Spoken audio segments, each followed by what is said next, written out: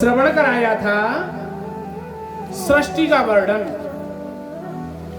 किसका सुनाया था? सृष्टि का वर्णन, जो हमने और आपने बड़े प्रेम पूर्वक सुना। उसमें हमने श्रवण किया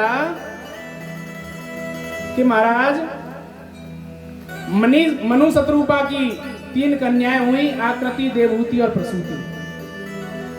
2 पुत्र हुए, प्रियव्रत और उत्तानपाद। आकृति का वंश ज्यादा चला नहीं। देवहूति का विवाह हमने कल सुना, देवहूति और कर्दम ऋषि का विवाह। महाराज कल हमने श्रवण किया उत्तानपाद की कथा, प्रियव्रत की कथा श्रवण की। बोले महाराज वो सब तो ठीक है, लेकिन देवहूति का चरित्र हमने श्रवण किया, लेकिन प्रसूति का विवाह और प्रसूति का चरित्र हमको नहीं पता। महाराज प्रसूति का विवाह किसके साथ हुआ, ये चरित्र भी हमको श्रवण कराइए। तो हम लोग श्रवण करेंगे प्रसूति का विवाह दक्ष प्रजापति के साथ में हुआ था। किसके साथ हुआ था? दक्ष प्रजापति। दक्ष प्रजापति भी ब्रह्मा जी के ही पुत्र हैं। दक्ष प्रजापति यज्ञपति हैं। जितनी भी यज्ञ होती है सबसे पहले दक्ष प्रजापति को पूजा जाता है। दक्ष प्रजापति की अनुमति के बिना यज्ञ नहीं होती। तो आइए हम और आप लोग श्रवण करेंगे। नारद जी ने ब्रह्मा से पूछा, सती दक्ष की पुत्री थी, महाराज कैसे वरदान प्राप्त हुआ? सती ने दक्ष के यहाँ अवतार ले लिया, क्या भोलेनाथ को पता नहीं था? यह सब हमको आप विस्तार से सुनाइए। आज सोनकादिक ऋषि भी सूत जी महाराज से यही प्रश्न करते हैं, तो प्यारे सूत जी महाराज बड़े प्रेम से सुनाते हैं। सूत जी महाराज कहते हैं अद्भुत चरित्र है, ऋषियों बड़े ध्यान पूर्वक सुनेंगे और बड़े ध्यान से आप लोग भी श्रवण करेंगे। एक बार जयकारा लगाएंगे, उसके बाद कथा में प्रवेश करेंगे। बोलिए बाबा भोलेनाथ की। आज हम और आप मैया सती का चरित्र श्रवण करेंगे। प्यारे दक्ष प्रजापति ने जगत जननी अंबिका का पूजन किया, विधि विधान से बहुत समय तक तपस्या किया। तपस्या करने के बाद में अंबिका मैया प्रसन्न हुई। अंबिका मैया को प्रसन्न होकर के देखा जब दक्ष प्रजापति ने, तो दक्ष प्रजापति ने कहा मैया आपसे वरदान चाहते हैं। अंबिका मैया ने कहा बिल्कुल वरदान मांगिए, हम आपसे बहुत प्रसन्न हैं। जब दक्ष प्रजापति ने मैया का स्वरूप देखा ना, बड़ा सुंदर स्वरूप है। कैसा सुंदर स्वरूप है, बड़ा अद्भुत। इतना सुंदर स्वरूप देख करके दक्ष प्रजापति तो चरणों में गिर गया, मैया आप कितनी सुंदर हैं। दक्ष प्रजापति कहने लगा मैया आपके जैसी ही सुंदर मुझे पुत्री चाहिए। कौन चाहिए? मैया ने कहा मैं अपनी जैसी पुत्री कहां से दूं तुम्हें? तो दक्ष प्रजापति कहते मैया मैं कुछ नहीं जानता, अगर आपके जैसी नहीं है तो फिर आप ही पुत्री के रूप में मेरे यहां अवतार लेकर के आइए। जब ये कहा मैया अंबिका प्रसन्न हो गई। अंबिका मैया ने कहा आपका चरित्र तो बहुत सुंदर है, आपकी इच्छा है वो बहुत अनुकूल है। तो दक्ष प्रजापति कहते मैया आप अवतार लेकर के आएंगी तो रुद्र भगवान का भी विवाह हो जाएगा। देखो नारायण के साथ में लक्ष्मी जी रहती हैं, ब्रह्मा जी के साथ में सरस्वती रहती हैं, लेकिन बाबा भोलेनाथ तो अकेले रहते हैं कैलाश पे। हैं? कहने लगे दक्ष प्रजापति मैया आप अवतार लेकर के आओ और बाबा भोलेनाथ के साथ में विवाह करो। और मैया अंबिका कौन है? बड़ा सुंदर चरित्र है प्यारे।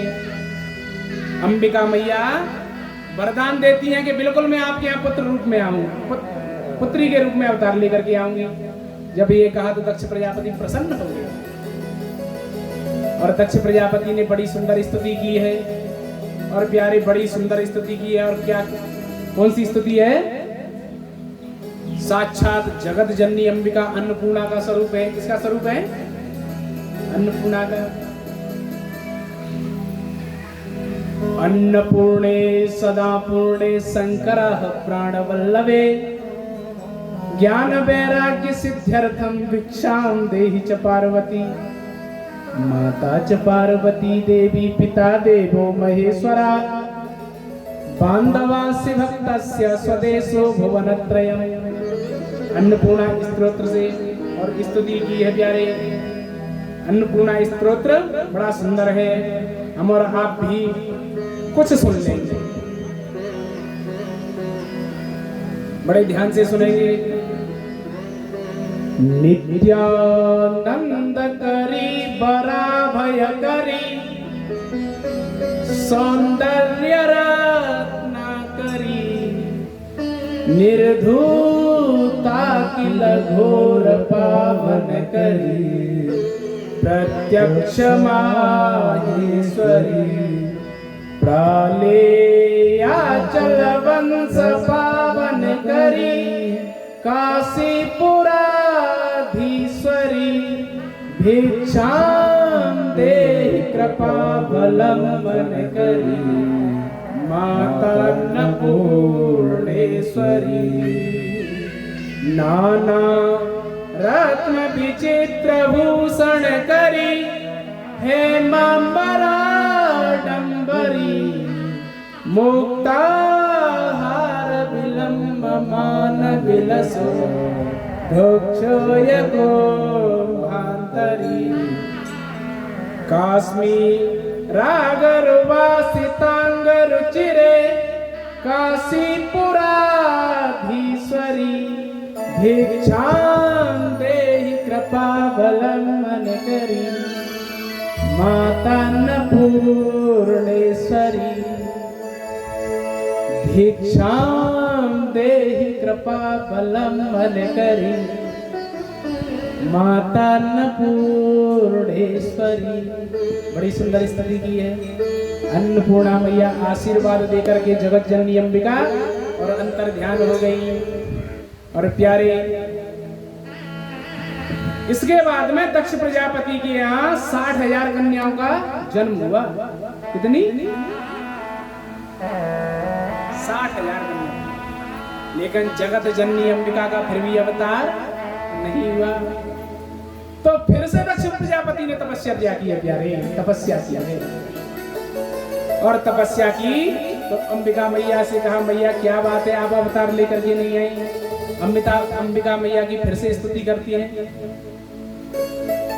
और इस बार अंबिका मैया की स्तुति कर रहे हैं तो ब्रह्मा जी भी वहां हैं। कौन है? ब्रह्मा जी भी स्तुति करते हैं। और ब्रह्मा जी कहते हैं, हे जगत जननी अंबिका, इसको आशीर्वाद दो, पुत्री के रूप में आप अवतार लो। जब ऐसा कहा ब्रह्मा जी भी स्तुति करते हैं। सातहु बिंदु पे सातहु माता श्री लक्ष्मी घृति मेघा जी आवो स्वाधा सुप्रज्ञा सरस्वती हमें भव सागर पार लगावो। हे वसुदा हे वसुआई के करुणा धार बहावो। हे जगत जननी अंबिका, करुणा करो, कृपा करो। हे वसुदा हे वसुआई के करुणा धार बहावो। पूजा में आई सनाथ कर यजमान के माथे पे हाथ उबारो। और आज हम भी स्तुति करते हैं और क्या कहते हैं? हे जगत जननी अंबिका अन्नपूर्णा, हमारे परीक्षित जी के ऊपर भी कृपा करो। हमारे जितने भक्त कथा श्रवण कर रहे हैं, अंबिका मैया आप हमेशा कृपा बनाए रखो। और क्या कहेंगे? पूजा में आई सनाथ करो यजमान के माथे पे हाथ उबारो। पूजा में आए सनाथ करो, यजमान के माथे पे हाथ घुमाओ। और जगत जननी अंबिका मैया ने कहा बिल्कुल मैं अवतार लेकर के आऊंगी, लेकिन बोले अवतार लेकर के आऊंगी तो बीरडी के गर्भ से अवतार लेकर के आऊंगी, जो दक्ष प्रजापति की दूसरी रानी थी, दूसरी पत्नी थी। प्यारे दक्ष प्रजापति की दूसरी पत्नी बीरडी के गर्भ से मां सती का जन्म हुआ। बोलिए सती महारानी की, अंबिका मैया की। बड़ा सुंदर चरित्र है प्यारे। आज अंबिका मैया का, देवी का, देखो हम लोग हिमाचल में रह रहे हैं, कहाँ रह रहे हैं, और सबसे ज्यादा मैया की अगर कहीं खंड है, कहीं मैया के मंदिर है तो वो कहाँ पे है? आदि शक्ति के कहाँ पे सबसे ज्यादा मंदिर है? हिमाचल में, है ना। शक्तिपीठ 51 शक्तिपीठों में से, और सबसे ज्यादा तो हिमाचल में ही है।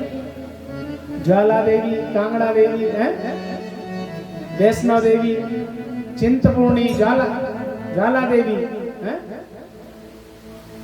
बहुत मंदिर है मैया के।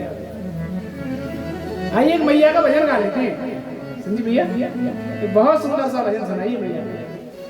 सभी लोग तालियां भी बजाएंगे। हीरे मोती, हीरे मोती, ताली सेवा करते हुए। हीरे मोती में तुझको चढ़ाऊं,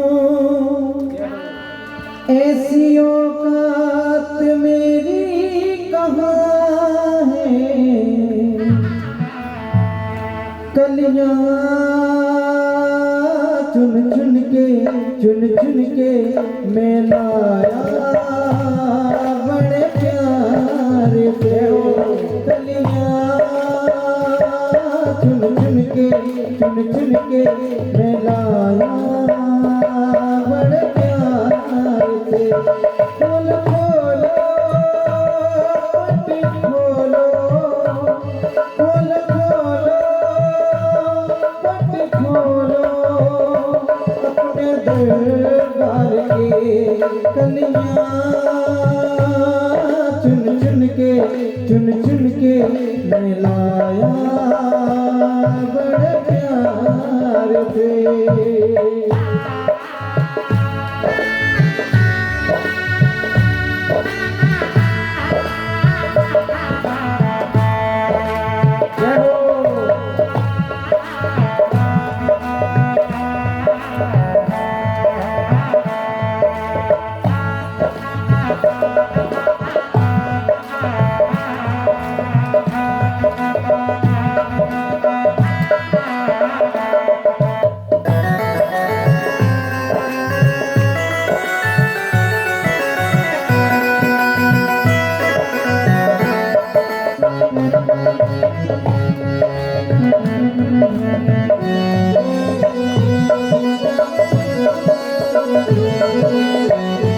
भोग 56 में तुझको लगाऊं, ऐसी औकात मेरी कहाँ है।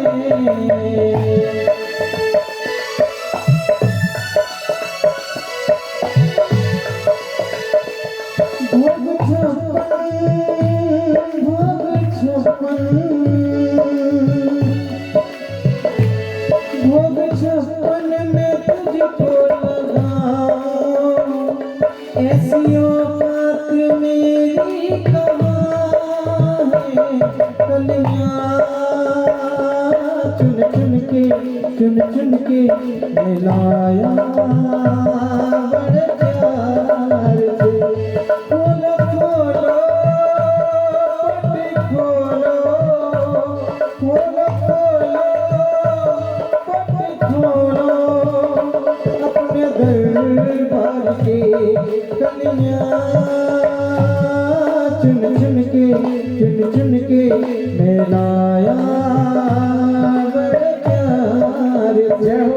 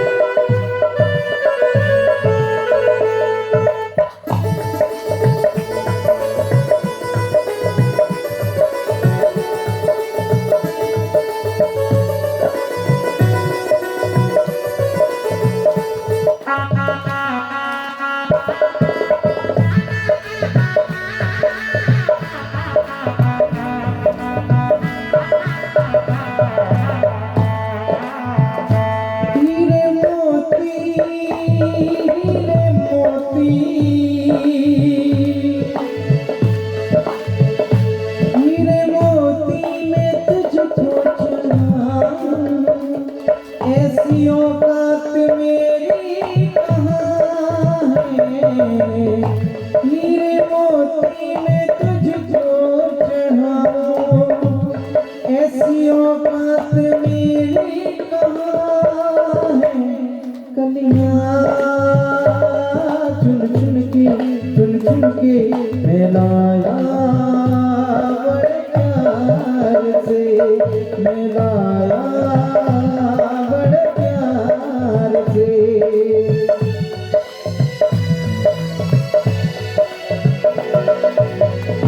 और सभी भक्त मिलके कहेंगे, तेरे मंदिर को हमने सजाया है माँ, तुमको बुलाया है माँ। तेरे मंदिर को हमने सजाया है माँ, तुमको बुलाया है माँ। ये बता दो, ये बता दो, पूजा में कोई कमी तो नहीं, कमी तो नहीं।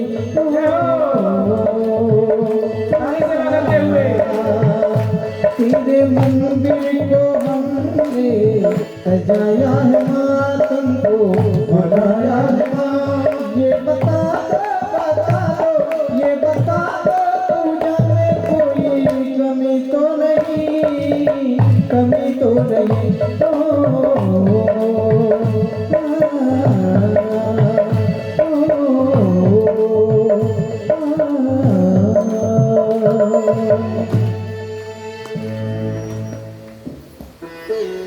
बोलिए वैष्णव मैया की जय, आज के आनंद की जय। तो आज माँ जगत जननी अंबिका अवतार लेकर के आई दक्ष प्रजापति के यहाँ।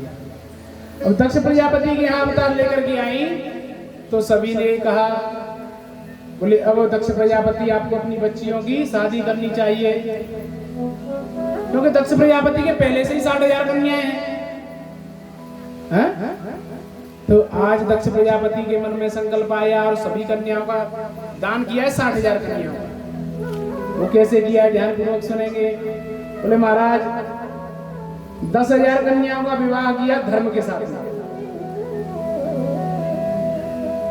धर्मराज के साथ में 10,000। 13,000 कन्याओं का कश्यप ऋषि के साथ में, 27,000 कन्याओं का विवाह चंद्रमा के साथ में, 2,000 कन्याओं का विवाह अंगिरा ऋषि के साथ में, 2,000 का कृषका के और 2 बहुपुत्र के साथ में, 2,000 कन्याओं का, और 4,000 कन्याओं का विवाह अरिष्टनेमि के साथ में हुआ है। इस प्रकार से 60,000 कन्याओं का विवाह हुआ है। बांके बिहारी लाल की जय।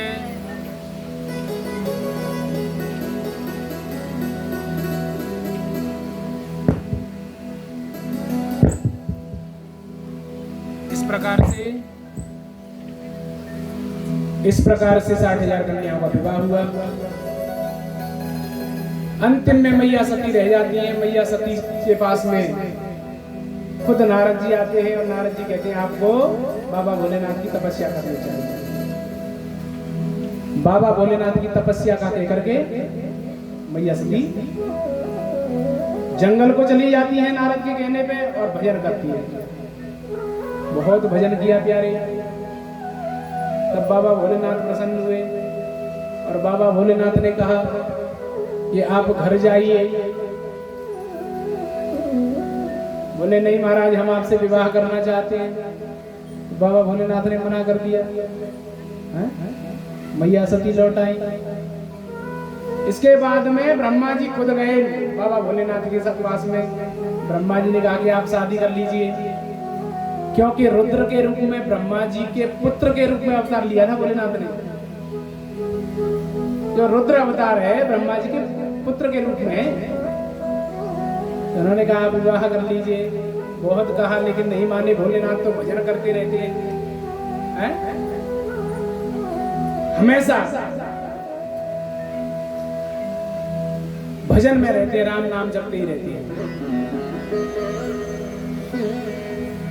बहुत कहा लेकिन भोलेनाथ प्रसन्न नहीं हुए। अंतिम में मैया सती ने बड़ा कठोर व्रत किया।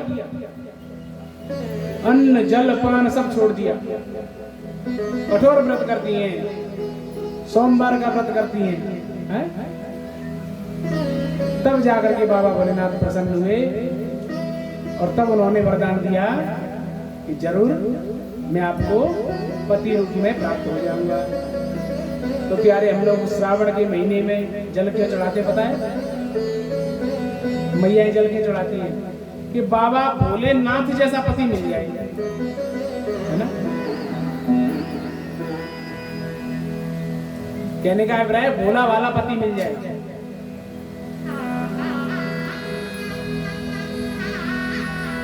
तो इसलिए प्रसन्न हुए, बाबा भोलेनाथ ने वरदान दिया। आज बाबा भोलेनाथ सभी देवताओं के साथ में दक्ष प्रजापति के यहाँ पधारे। दक्ष प्रजापति ने बड़ा स्वागत किया भोलेनाथ का, बड़ा सुंदर चरित्र है प्यारे। दक्ष प्रजापति ने बड़ा स्वागत किया बारात का। सभी देवता पहुंचे, आवगनी कराई, सभी देवताओं को स्थान दिया और दक्ष प्रजापति की पुत्री सती के साथ में बाबा भोलेनाथ का विवाह हुआ। ये चरित्र जो हमने और आपने श्रवण किया। बाबा भोलेनाथ का सती के साथ में विवाह हुआ। अब कई लोग कहेंगे महाराज बिल्कुल सूक्ष्म में सुना दिया है, विस्तार नहीं किया। तो विस्तार करेंगे हम लोग पार्वती के विवाह का, जो कि परसों है ना। भोलेनाथ के एक विवाह का ही विस्तार करना ठीक है, क्योंकि रोजाना विस्तार करेंगे, रोजाना विधि विधान से विवाह करेंगे तो रोजाना तुम कन्यादान नहीं कर पाओगे, है ना। बोले महाराज रोजाना कहाँ से लाएंगे कन्यादान के लिए सामग्री? तो प्यारे, परसों हम लोग बाबा भोलेनाथ का विवाह करेंगे, बड़े धूमधाम के साथ उत्सव मनाएंगे। दूसरी बात यह है कि हमको कल सूचना दी गई, बोले महाराज कथा बहुत लेट हो जाती है, लोग बाहर से आते हैं, गायों का भी काम है,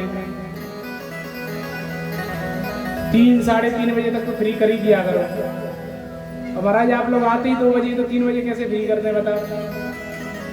अगर 3 बजे हमने फ्री कर भी दिया तो लोग तुमसे ही कहेंगे भोजन करने ही आते हो, कथा सुनने भी आते हो, हैं? तो प्यारे, जल्दी करेंगे लेकिन फिर भी टाइम तो लग ही जाता है।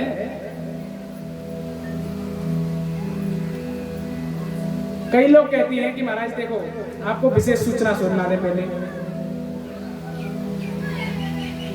विशेष सूचना ये है, आज का भंडारा किसकी तरफ से? एक तो हमको नाम लिख करके भेज दिया करो,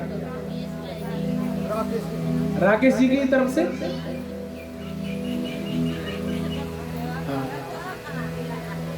राकेश जी की तरफ से भंडारा है आज का।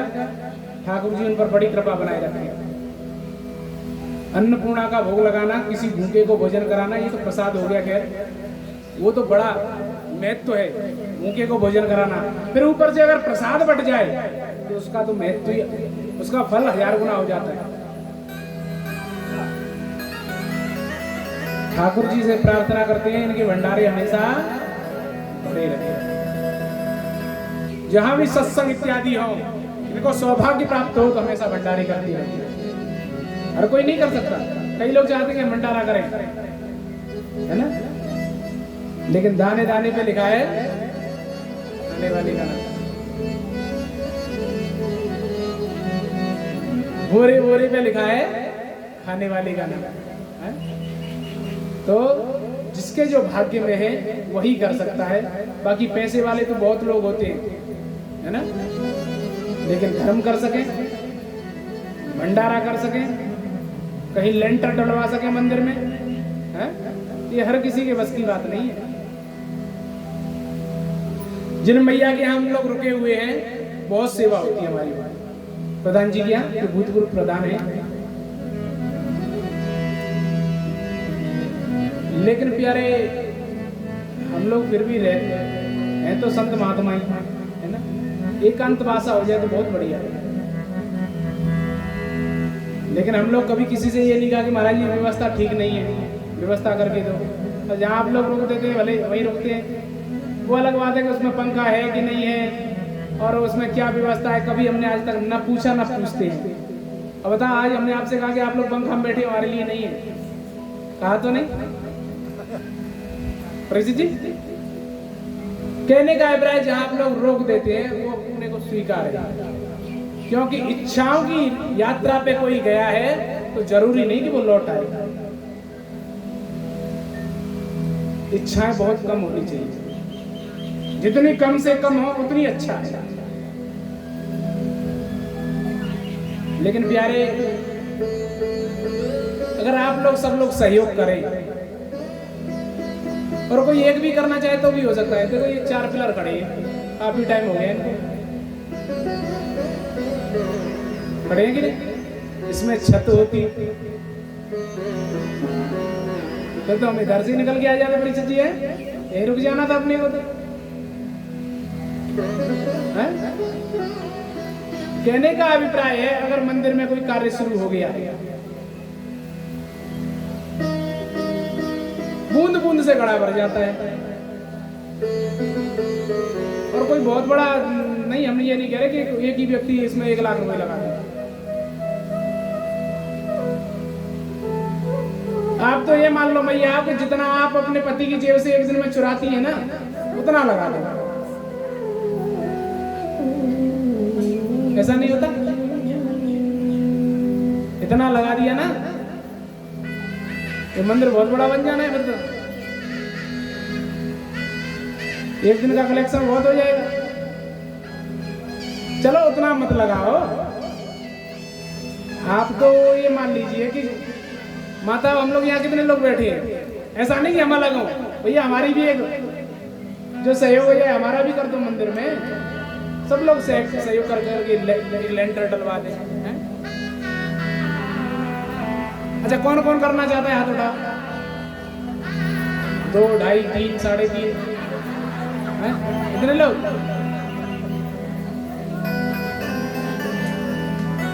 महाराज, पंचों की बात तो सिर माथे है, ब्रज में कहते हैं। लेकिन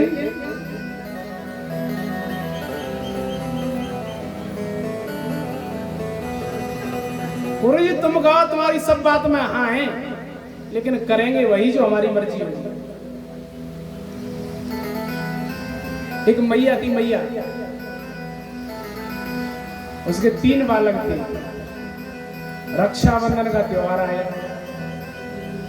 एक बालक कहता है मैया से कहकर के इस बार घेवर बनवाएंगे, है ना? दूसरा बोला घेवर तो ठीक है, श्रावण का महीना है, अगर लड्डू बन जाते खोए के तो उसका टेस्ट अलग होता है। तीसरा चुपचाप बैठा, उससे पूछा तू बता भाई क्या बनवाया जाए, दाल बाटी बनवा दी जाए? उसने कहा नहीं। बोले फिर कुछ तो बता क्या बनवाए? बोले देखो क्या कुछ भी लो, बनेगा वही जो अम्मा चाहेगी। हमारे कहने से कुछ नहीं होता, बनेगा क्या जो मैया बनाएगी। गुरुजी क्या कुछ भी लो, होगा वही जो मैया चाहेंगे। कहने का अभिप्राय है ये मंदिर किसी का पर्सनल नहीं है, ऐसा नहीं कि अच्छा एक बात और है, ऐसा मत सोचना है गुरुजी कह रहे हैं कि हमने आपसे कहा कि आप भागवत जी में 1000 रुपए के 1100 के 2100 के 5100 के 100 रुपए के 10 रुपए चढ़ाओ, कभी किसी से कहा? लेकिन जो मंदिर है ना वो हम सबका है, इसमें हम सबको सहयोग करना चाहिए।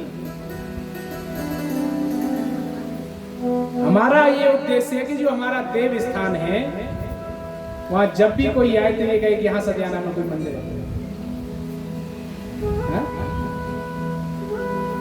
और प्यारे एक बात और याद रखना, दान ऐसा करके जाओ कि आपके मरने के बाद भी आपको पुण्य मिले। परिचित जी, अपने घर पे कितने कमरे हैं?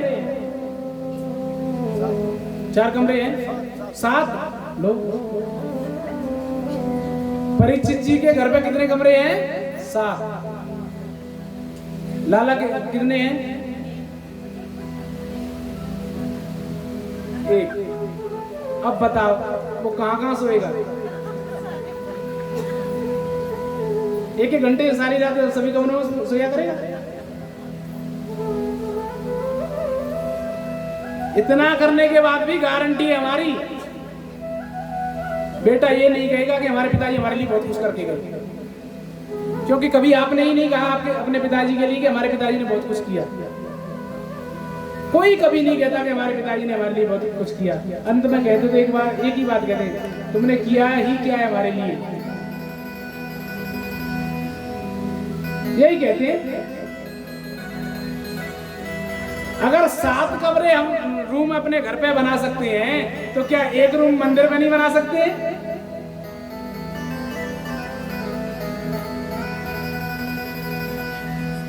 और एक बात और याद रखना प्यारे, हालांकि ठाकुर जी से प्रार्थना ऐसा नहीं हो, लेकिन फिर भी कह रहे हैं कि हो सकता है उन 7 रूमों में से धक्का देकर के निकाल दिया जाए। क्या पता फिर कोई रूम काम आ जाए है? अरे 7 रूम तो बना रहे हो अपना पर्सनल प्रॉपर्टी, ठीक है, लेकिन 1 रूम ऐसा भी बना लो जो प्राइवेट प्रॉपर्टी हो आपकी। जब अपना मर्जी मन किया पहुंच गए, बोले अपना बनाया है? बोले महाराज ये सब तो ठीक है, लेकिन इसका फायदा क्या है? अगर आपने वृंदावन में 1 रूम बनवाया आश्रम में, उसका फायदा सुना। उसका फायदा ये है कि पहली बात तो आप जीते जी जब भी वृंदावन जाएंगे तो अपना रूम है आपका, कभी भी रहो। आपके गांव से कोई भी जाएगा आपका रूम है, कभी भी रहो। आपके मिलने वाले जाएंगे, परिचित जाएंगे, आपका रूम है, कभी भी रहो। दुनिया कहेगी कि परीक्षित जी ने 1 रूम यहाँ वृंदावन में भी बना रखा है, यश कीर्ति का नाम। ये तो उन्नति लोक के लिए। बोले महाराज ये तो ठीक है, लेकिन स्वर्ग लोक के लिए क्या फायदा है? और स्वर्ग लोक का सुनिए, आपका ये शरीर पूरा हो जाएगा, या आपका शरीर हो, जब भी कोई महात्मा आपके उस कमरे में बैठ करके भजन करेगा 40% फल आपको प्राप्त होना है। कितना?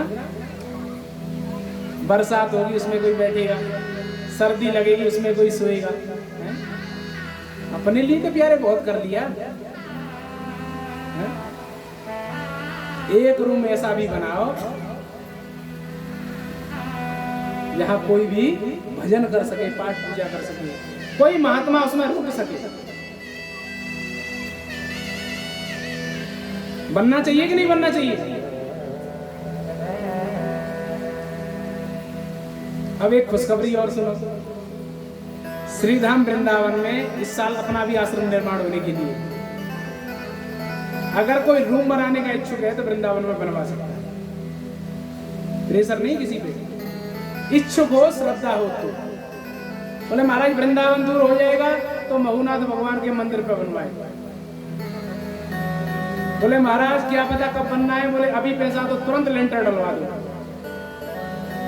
अगर मन में इच्छा हो तो शाम को हम प्रधान जी के यहाँ रुके हुए, हम हमारे कान में आके बोल देना, है ना, कल रेती और सीमेंट डलवा देंगे। परिचित जी कर दे ऐलान साहब के नाम का।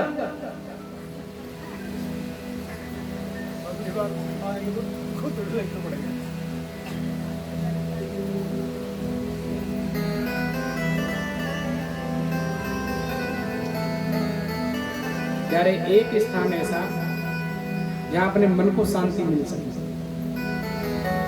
एक स्थान ऐसा जहां से मरने के बाद भी पुण्य प्राप्त किया जा सके,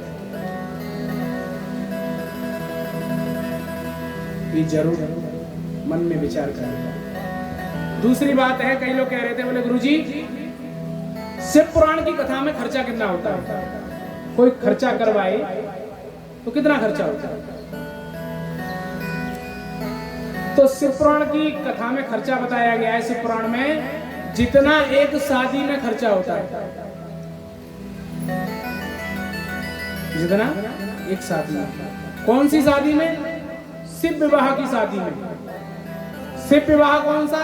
जो आजकल हमारा और आपका होता है। हमारा और आपका लड़के का और लड़की का दोनों के जो विवाह में खर्चा होता है वही शिव पुराण का खर्चा होता है। बोले महाराज भागवत जी में कितना खर्चा होता है? भागवत जी में खर्चा होता है जितना एक कन्या के विवाह में खर्चा होता है।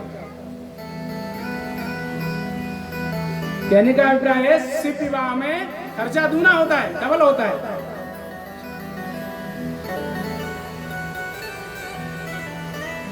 तो बोले महाराज एक बात बताओ, अगर तुमसे करानी हो तो हमारी तरफ से निःशुल्क होता है।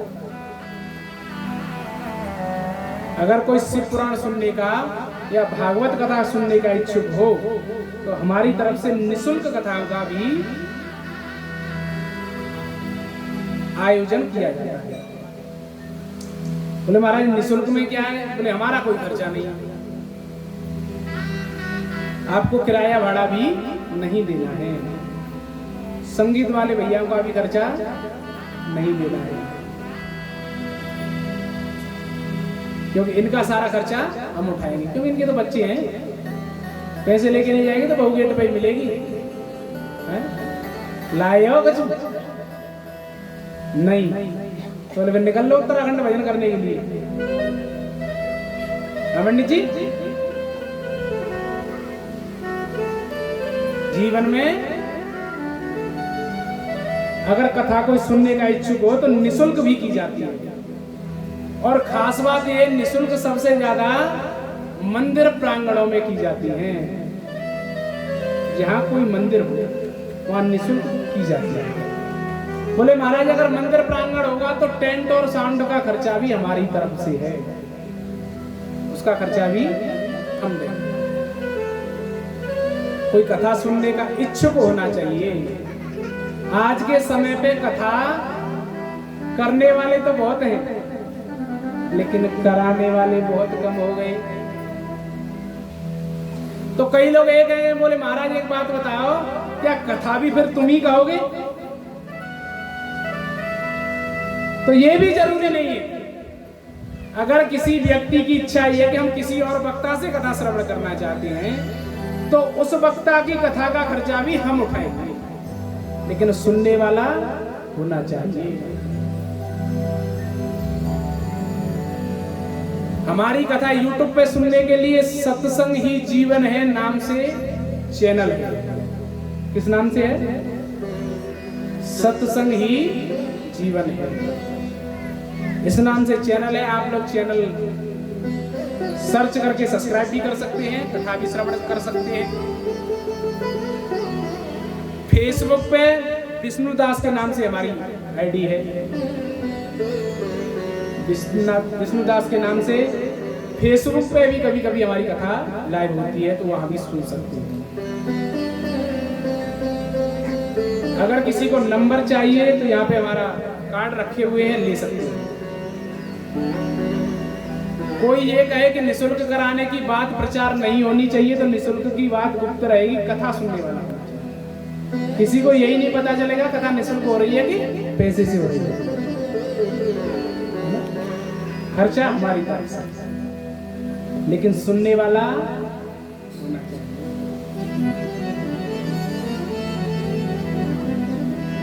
कोई कथा सुनने के लिए अभी हमारी कथा 7 तारीख से, जो अगली 7 आ रही है, 7 सितंबर से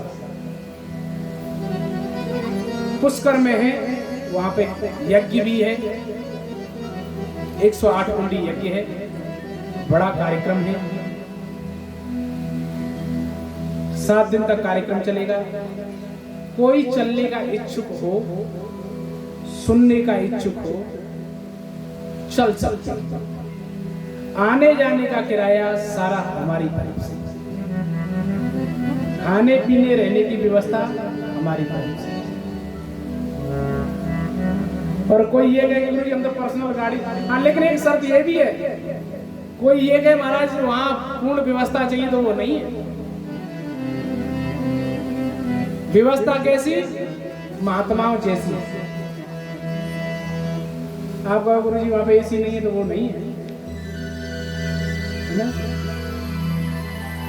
आप कहो गुरु जी हमको तो हिमाचल से पर्सनल गाड़ी से लेकर के जाओ, खर्चा आपको देना पड़ेगा। हमारे साथ चलना है तो बस से चलो,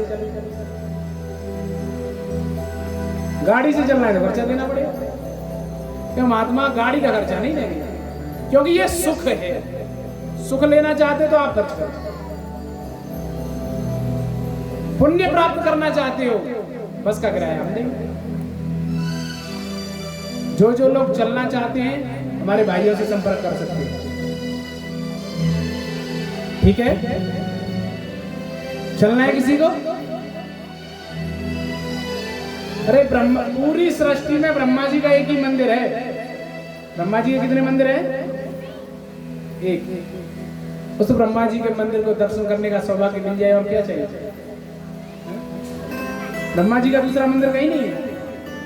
अजमेर डिस्ट्रिक्ट में पुष्कर है, वहां ब्रह्मा जी का मंदिर है। जो लोग चलना चाहते हैं चल सकते हैं। कथा के लिए कोई संपर्क करना चाहता है तो कार्ड ले सकते हैं, स्टिकर भी रखे हैं, स्टिकर भी ले सकते हैं।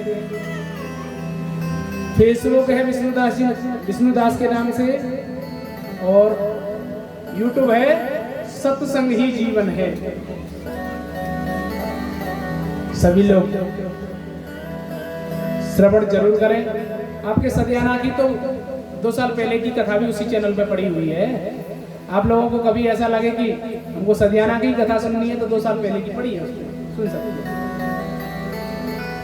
उसमें भजन कीर्तन भी आते रहते हैं, कभी टाइम मिलता है तो डाल देते हैं। तो जो लोग श्रवण करना चाहते हैं चैनल सब्सक्राइब कर लें और जरूर करें। प्यारे कोई कथा का इच्छुक कराने का वो संपर्क कर सकते हैं किसी भी व्यक्ति से, हमारे से, नहीं तो कार्ड है, नंबर है, फोन पे संपर्क कर सकते हैं। जो लोग वृंदावन आना चाहते हैं, वृंदावन में सारी व्यवस्था है रुकने की, खाने पीने की, वृंदावन जरूर आएंगे। अभी कुछ समय में आश्रम निर्माण होने वाला है, कुछ सहयोग कर सकते तो जरूर करें। अगर नहीं कर सकते तो वृंदावन रहने के लिए जरूर आए आश्रम से। तो सभी का स्वागत है। आइए कथा में चलते हैं। बाबा भोलेनाथ का हम लोगों ने मैया सती के साथ में विवाह सुना, जो हमने और आपने श्रवण किया। सोनकादिक ऋषि कहते हैं, बोले सूजी महाराज एक बात बताओ, हमने सुना था कि बाबा भोलेनाथ का अर्धनारेश्वर रूप भी था। कौन सा रूप था? अर्धनारेश्वर। आधा स्वरूप मैया पार्वती का था, मैया सती का था, आधा स्वरूप भोलेनाथ का था।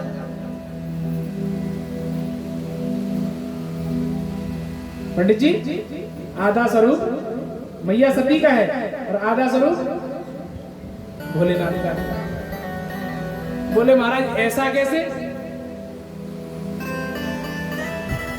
बोले महाराज ऐसा इसलिए है कि माताओं को अर्धांगिनी कहा गया है। क्या कहा गया है? अर्धांगिनी। शरीर का आधा अंग माताओं का होता है, उस पर माताओं का अधिकार होता है। बोले महाराज कुछ समझ में नहीं आया। समझ के लिए ये है कि जो भी परीक्षित जी हम लोग और आप लोग पुण्य करते हैं, उसका आधा फल तो अर्धांगिनी को प्राप्त हो ही जाता है। आधा फल अर्धांगिनी को मिल ही जाएगा। तो बोले महाराज क्या अर्धांगिनी जो पुण्य करेगी उसका फल पति को भी मिलता है? बोले नहीं महाराज, ऐसा नहीं होता। तो बोले महाराज एक बात बताओ, अगर पति पाप करे तो क्या आधा पाप भी पत्नी को मिलता है? बोले नहीं, यहाँ तो फायदे का सौदा है। बोले महाराज ये होता कब है? बोले जब धर्म पत्नी ऐसा नहीं कि हर किसी को प्राप्त होता है।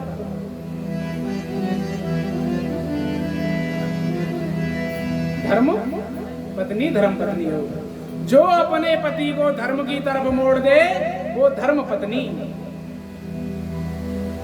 कहीं कहते हैं बोले मैया, बोले हमारे पति देव कथा महाराज वो नहीं सुन सकते। तो भैया उसमें कमी आपकी है। बोले महाराज गुरु जी इसमें हमारी क्या कमी है, वो सुनते ही नहीं। तो मैया आप लोगों को बता दें कि जरूरी थोड़ी है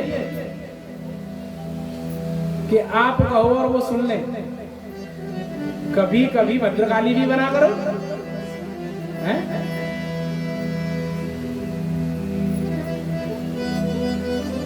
जरूर सुने।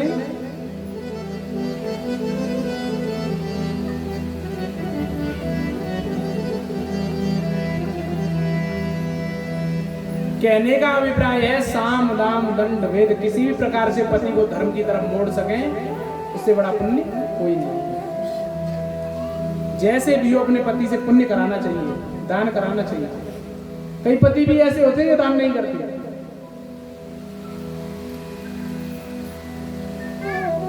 बड़े लोभी होते हैं। एक व्यक्ति था, उसने अपने जीवन में कभी दान नहीं किया। कथा चल रही थी, एक भागवत की कथा। लोगों ने कहा कि कथा चल रही है भाई, जाके कुछ दान पुण्य कर ली। पहले तो उसने मना ही कर दिया। लोगों ने कहा कुछ तो कर ले, जीवन में कभी दान नहीं किया। उसने कहा बिल्कुल अब मैं कर ही देता हूं। तो 1 रुपया घर से लेकर के चला। कितने रुपए? 1 रुपया। 1 रुपया लेकर के घर से चला और कथा पांडाल में आकर के बैठा और अपने हाथ में उस रुपए को पकड़ करके मुट्ठी बंद करके बैठा था। कथा सुनी। कथा सुनने के बाद में आरती हुई। आरती होने के बाद में सभी लोग मंच तक आते हैं, श्रृंगार इत्यादि चढ़ाते हैं, जो दक्षिणा होती लोग चढ़ाते हैं। उस व्यक्ति ने भी सोचा मैं भी जाकर के सिक्के को वहीं चढ़ाऊंगा। लाइन लगी हुई थी, लाइन में आया और जैसे ही उसका नंबर आया उसने हाथ खोल करके देखा तो सिक्का पसीना से पसीज गया। क्या हो गया था? बहुत देर से बंद करके रखा था। उसने देखा तो रो पड़ा, कहने लगा मैं तुझे अपने से दूर नहीं कर सकता। देख तू भी मुझसे कितना प्रेम करता है, तू भी रो रहा है। हा? सिक्का अपनी जेब में डाला, हाथ पाछा करके लिया गया। है? जीवन में कभी दान नहीं। माताओं को चाहिए कि अपने पति को, जरूरी नहीं कि आप दान करवाओ तो बोले महाराज पैसे ही करवाना है, नहीं। ऐसा नहीं कि पैसे का ही दान करवाओ। भैया आओ कहीं भंडारा लगवा दो, है? कुछ नहीं कर सकते, गाय को रोटी दिलवा दो। किसको? लेकिन प्यारे आजकल तो घरों में गाय रखना भी बड़ा मुश्किल हो गया। लोग गाय नहीं रखते। ग्रामीण अंचल में अभी भी गायों को लोग रखते हैं, लेकिन अगर बाजार में जाकर के देखें तो गाय नहीं रख पाते। उनसे पूछा जाए क्यों नहीं रखते महाराज? तो महाराज जगह नहीं है। घर के अंदर झांक करके देखा तो 4 फुट ऊंचा कुत्ता खड़ा है? उनके लिए जगह है, गाय के लिए जगह।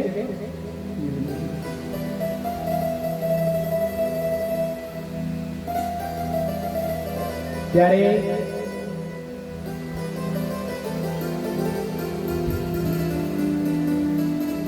जैसे भी हो हमको दान करना चाहिए। दशांश दान का महत्व है पुराण में। 100 रुपए कमाओ तो 10 रुपए का दान करो, आपका धन शुद्ध रहेगा जीवन में। कभी डॉक्टर के पास जाने की जरूरत नहीं पड़ेगी। और लोग कहते हैं बोले महाराज 100 रुपए 10,000 कमाए तो 1,000 का दान होता नहीं। तो बोले महाराज डॉक्टर भी फिर आपके घर आए बिना नहीं रह पाता, कोई ना कोई बहाना लग ही जाना है? कहने का अभिप्राय है जैसे हो सके दान पुण्य इत्यादि करना चाहिए, धन शुद्ध करने के लिए।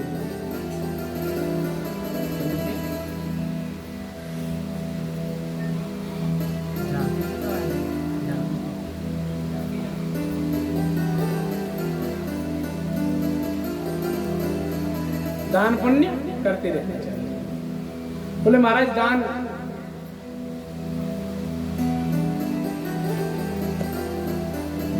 देखो अभी हिमाचल में तो पर्यावरण बहुत स्वच्छ है ना, पेड़ पौधे बहुत हैं।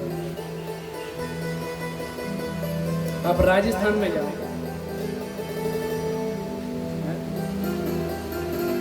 2-4 किलोमीटर पे जाकर के एक पेड़ मिलता है, 2-4। खेजड़ी के पेड़ बहुत है राजस्थान में, जिसको ऊंट खाते हैं, तो राजस्थान का जहाजी ऊंट है ना। राजस्थान में सबसे ज्यादा लोग किसकी सवारी करते हैं? क्योंकि पानी बहुत कम है, तो ऊंट पानी भी कोई 10-12 दिन बाद एक बार पीता है।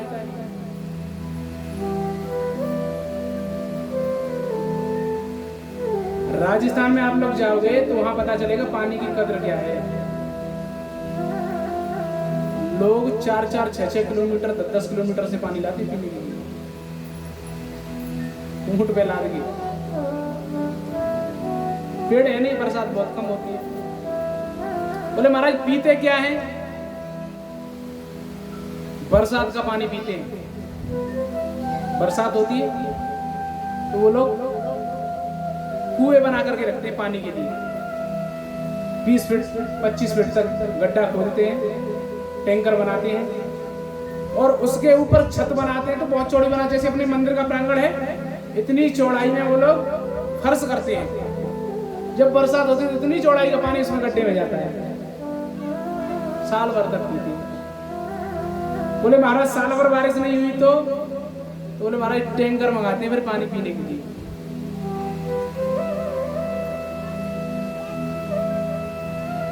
क्या मंगाते हैं? टैंकर।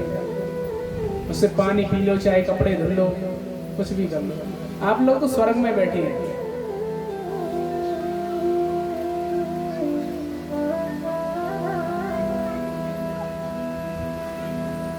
जितना हो सके पेड़ पौधे लगाओ, पर्यावरण के।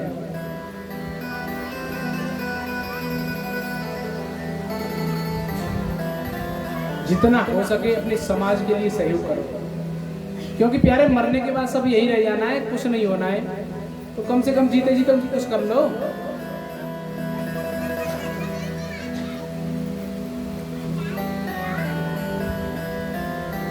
बोलिए बाबा भोलेनाथ की।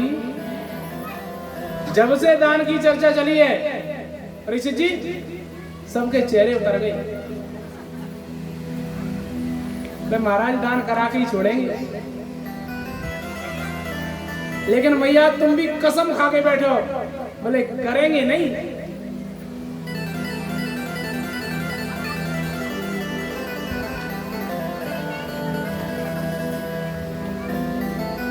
प्यारे जीवन में एक बात याद रखो, देनहार कोई और है, भेजत है दिन रैन। परमात्मा जब दे रहा है तो संकोच नहीं करना चाहिए। और एक बात विशेष याद रखना कि हमने ये कभी नहीं कहा कि हमारे लिए करना, हमारे लिए मत करना भैया। अपने ऊपर ठाकुर जी की बड़ी कृपा है, दोनों टाइम चकाचक भोजन मिल रहा है, भजन कीर्तन करने को मिल रहा है, आप जैसे भक्त मिल रहे हैं देखने के लिए, है? दर्शन के लिए आप जैसे भक्त मिल रहे हैं, और क्या चाहिए?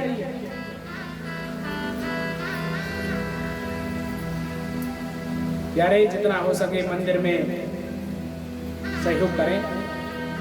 आइए इस कथा में भी जितना हो सके सहयोग करें, क्योंकि ये सामूहिक कार्यक्रम है।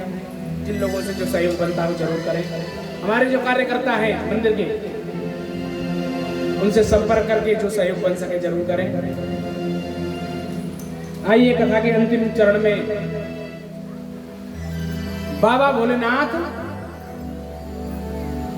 अर्धनारी के रूप में भी, अर्धनारीश्वर भगवान के रूप में भी उनका अवतार हुआ है। बोले महाराज वो सब तो ठीक है, लेकिन कब? तो कहा जाता है जब सृष्टि का विस्तार हुआ, सृष्टि का वर्णन हो रहा था, विस्तार हो रहा था, तो ब्रह्मा जी ने कहा कि मैक्सिमम सृष्टि प्रारंभ होगी तो कैसे होगी? तो बाबा भोलेनाथ ने दर्शन दिए, बोले एक भाग से स्त्री और एक भाग से पुरुष प्रकट करो। तो एक भाग में बाबा भोलेनाथ पार्वती हैं और एक भाग में शंकर हैं। दर्शन कौन कौन करना चाहता है बताओ? सब चाहते हैं। परीक्षित जी तुम नहीं चाहते हो? है? आपने हाथ नहीं उठाया? उठाया? अच्छा अच्छा कम करना चाहते हो जल्दी हाथ नीचे कर लिया। तो हम सब लोग बाबा भोलेनाथ के दर्शन करेंगे। अर्धनारीश्वर रूप में बाबा भोलेनाथ हमको दर्शन देने के लिए आ रहे हैं, लेकिन शर्त ये है कोई शोरगुल नहीं करेगा, सब लोग बड़े आराम से बाबा भोलेनाथ के दर्शन करेंगे, चरण स्पर्श करेंगे, उसके बाद में पूजा अर्चना करेंगे, उसके बाद में आरती, भोग, प्रसाद, ठीक है। और सबसे बड़ी बात, जो लोग सदियाना से बाहर से आए पहले भोजन करेंगे वो लोग, है ना, तब तक सदियाना वाले यही करेंगे कीर्तन, ठीक है। तो ये याद रखें। आइए बाबा भोलेनाथ के दर्शन करेंगे, बड़ा आनंद आएगा। उसके बाद में हम सब लोग पूजन करते रहेंगे, ठीक है।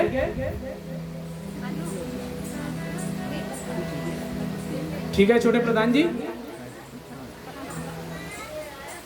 तो आइए बोलिए बाबा भोलेनाथ की, महाकालेश्वर भगवान की, आज के आनंद की, अर्धनारेश्वर भगवान की, सच्चे दरबार की, महुनाग भगवान की, सदियाना